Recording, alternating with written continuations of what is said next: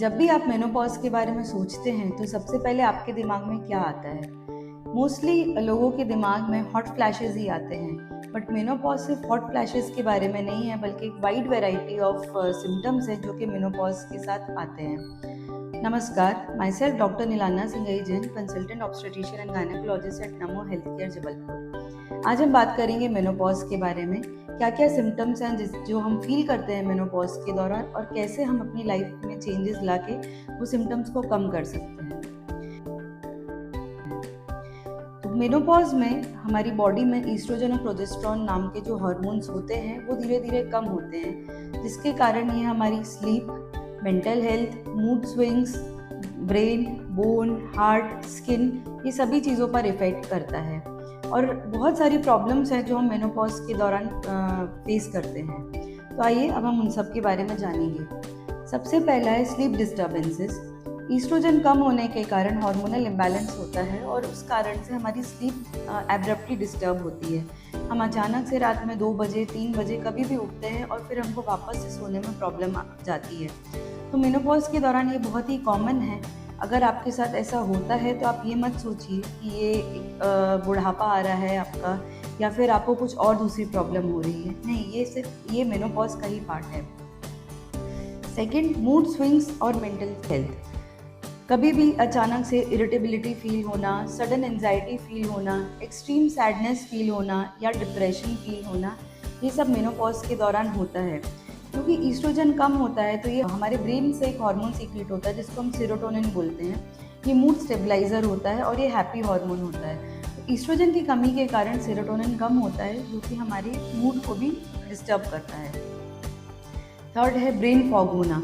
कभी भी अचानक से कोई सेंटेंस बोलते बोलते भूल जाना, या फिर आप किसी कमरे में जा रहे हैं कुछ काम से और वो आप कमरे में पहुंचकर वो काम भूल जाते हैं, तो ऐसा मेनोपॉज के कारण होना बहुत नॉर्मल है। तो इसको आप डिमेंशिया, या फिर आप ये मत समझिए कि आपको मेमोरी लॉस हो रहा है। ये मेनोपॉज का ही पार्ट है और बहुत ट्रांजिशनल फेज में होता है। थोड़े टाइम बाद ये अपने आप ठीक हो जाएगा जैसे ही आपकी बॉडी अडेप्ट करती है। फोर्थ है सबसे इम्पॉर्टेंट, हमारी बोन्स और ब्रेन और हार्ट पर इफेक्ट आना। ईस्ट्रोजन जो होता है वो हमारे हार्ट हेल्थ के लिए बहुत अच्छा हार्मोन होता है, और साथ ही साथ हमारी बोन्स में ये कैल्शियम डिपोजिशन का काम करता है।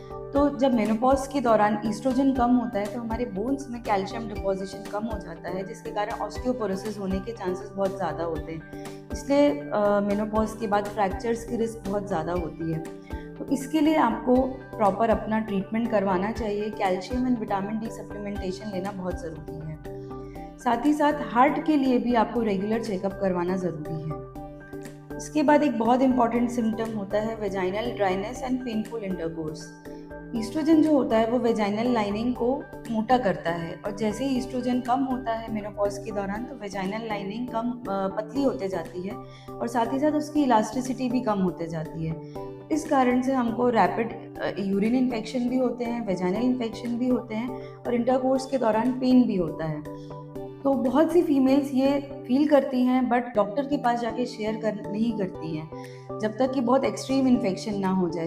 तो ऐसा नहीं करिए, समय पर ये इन्फेक्शन भी ट्रीटेबल होता है। इसलिए आपको थोड़ा भी कुछ ऐसे प्रॉब्लम होता है तो आप डॉक्टर को ज़रूर विजिट करिए। इसके बाद एक और इम्पॉर्टेंट जो ऑर्गन इफेक्ट होता है वो है skin, hairs and weight gain.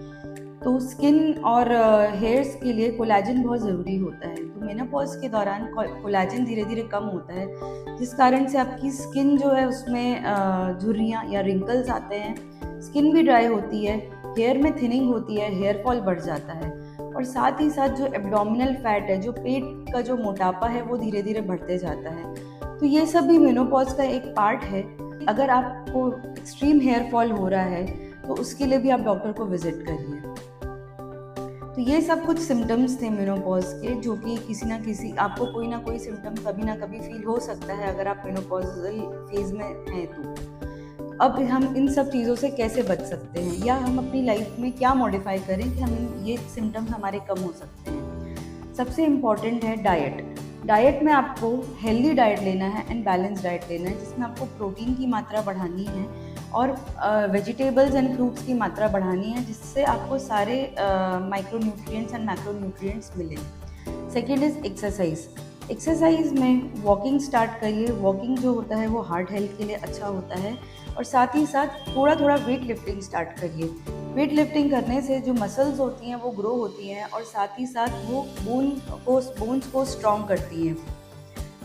इसके साथ आप योगा एंड मेडिटेशन भी कर सकते हैं। योगा एंड मेडिटेशन से आपका स्ट्रेस कम होगा। ब्रीदिंग एक्सरसाइज करिए जिससे आपके लंग्स हेल्दी रहेंगे और साथ ही साथ आपका स्ट्रेस कम होगा।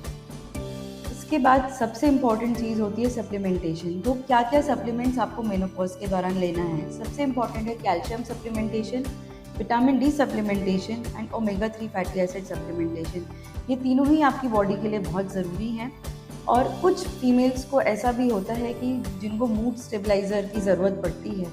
अगर आपको एक्सट्रीम डिप्रेशन फील हो रहा है या एक्सट्रीम सैडनेस फील हो रही है तो एक साइकेट्रिस्ट को दिखा के आप मूड स्टेबलाइज़र भी ले सकते हैं, जो आपकी एंजाइटी कम करेगा और स्ट्रेस कम करेगा। फिर लास्ट आता है हार्मोनल रिप्लेसमेंट थेरेपी। जब ऐसा होता है कि बहुत सीवियर सिम्टम्स होते हैं मेनोपॉजल सिम्टम्स, कि वो हमारे डे टू डे लाइफ को इफ़ेक्ट करते हैं, या फिर हमको वेजाइनल इन्फेक्शंस बहुत ज़्यादा रैपिड हो रहे हैं जो कि ठीक भी नहीं हो रहे हैं, तो वैसे पेशेंट्स में हम हार्मोनल रिप्लेसमेंट थेरेपी भी देते हैं, जिससे उनकी लाइफ थोड़े टाइम के लिए, ये मेनोपॉजल फेज़ के टाइम के लिए उनकी लाइफ स्मूथ हो जाए और उनको जो सीवियर सिम्टम्स हो रहे हैं वो कम हो जाए। मेनोपॉज यूजुअली 45 टू 50 ईयर्स की एज में हो सकता है। मेनोपॉज के पहले के कुछ ईयर्स जो होते हैं वो पेरी मेनोपॉज कहलाते हैं। एंड पेरी मेनोपॉजल एज में भी आपको ये सारे सिम्टम्स फील हो सकते हैं। और इसके साथ साथ सबसे इम्पॉर्टेंट सिम्टम उसमें होता है मेंस्ट्रुअल इरेगुलरिटी। तो अगर आपको पेरी मेनोपॉजल फेज़ में या मेनोपॉजल फेज़ में ये सारी सिम्टम्स फील हो रहे हैं, ये सारी दिक्कतें हो रही हैं, या इनमें से कोई भी एक चीज़ है जो आपको बहुत सीवियर रूप में हो रही है, तो आप ज़रूर अपने गायनेकोलॉजिस्ट को कंसल्ट करिए और नमो हेल्थ केयर को फॉलो करिए for women related videos. Thank you.